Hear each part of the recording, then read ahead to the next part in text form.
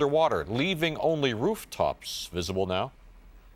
We have a team of reporters spread out across the hardest hit areas. Brian Thompson and Monica Morales are in New Jersey. Kendra Farn is in the Orange County township of Port Jervis, and we're going to begin with Kendra.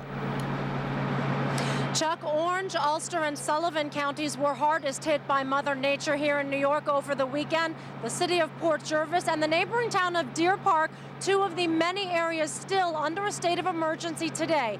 2,000 people driven out of their homes. To get around the city of Port Jervis, you need a lot of patience and a lot of time. There are so many major roads shut down. Recreation parks were swallowed by the Delaware River, a site that had to be captured.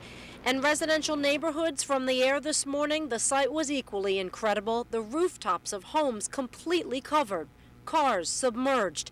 And late Monday afternoon, firefighters were pumping as fast as they could to allow some 800 families back in to see what could be salvaged. There's nothing we can do about it. We just got to kind of deal with it and get the house back together. It just kept going up. We came down every hour and looked at it. It just kept coming up and coming up.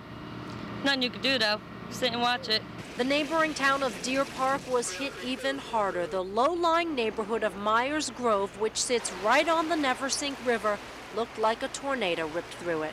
I have never seen anything this bad firsthand. Driveways collapsed, roads buckled, and mobile homes are underwater. So much has been lost. Everything.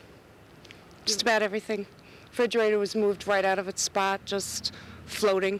There is no power and residents are not allowed to stay, but as was the case over the weekend, many are ignoring the mandatory evacuation. Authorities say risking their families' lives as well as those of the volunteers.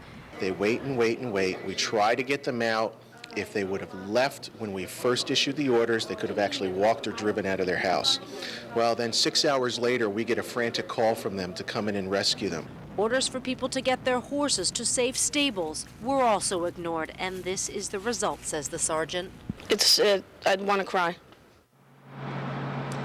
Authorities in Deer Park are not messing around. They say those people, about 100 people who refuse to evacuate, are either going to jail when this is all over or facing hefty fines. Governor Pataki is expected here in the area within the hour to tour the damage himself. The hope, of course, by local officials is that it will be officially declared a disaster so that state and federal aid will be on the way.